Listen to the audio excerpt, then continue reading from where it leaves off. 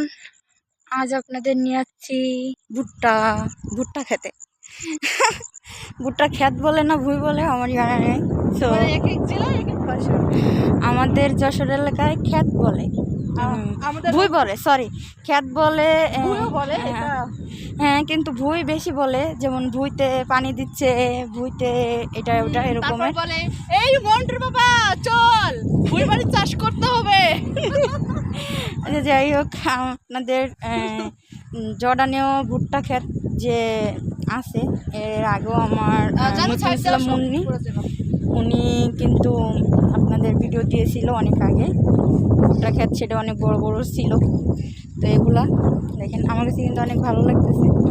তো দেখো কত সুন্দর, মানে এটা নীল নীল কালার রঙের আসছে। এটা দেখা একটু কাছ থেকে দেখা।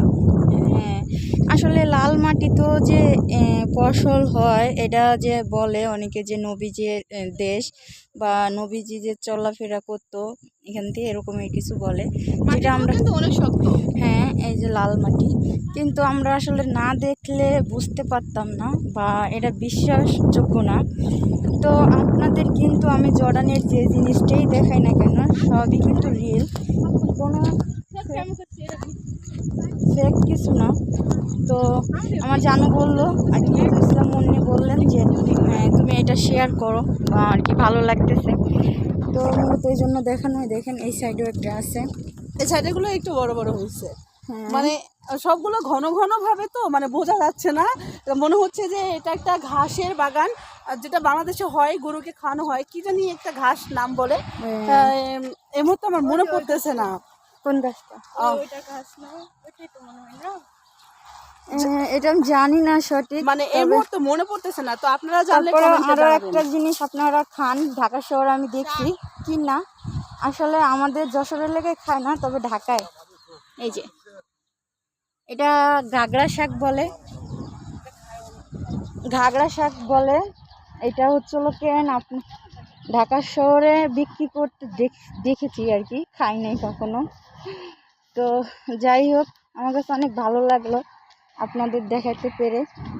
আর সব থেকে বড় বিষয় হচ্ছিল কেন যে আমি যখন বাইরে বের হই, তখন কিছু না কিছু আপনাদের মাঝে আসলে তুলে ধরি।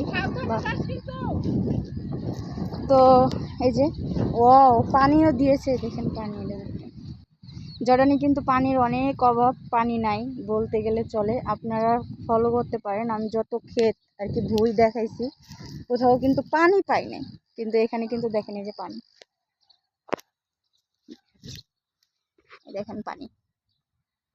তো সব কিছু মিলে যে জানু রুমমেট জানু। তো সব কিছু মিলে ভালো লাগলো। যদি ভালো লেগে থাকে আমার ভিডিওটা লাইক, কমেন্ট, শেয়ার করবেন, সাবস্ক্রাইব করবেন, বেল আইকনটা বাজিয়ে দিবেন। আজ এই পর্যন্তই, আমার সঙ্গেই থাকবেন।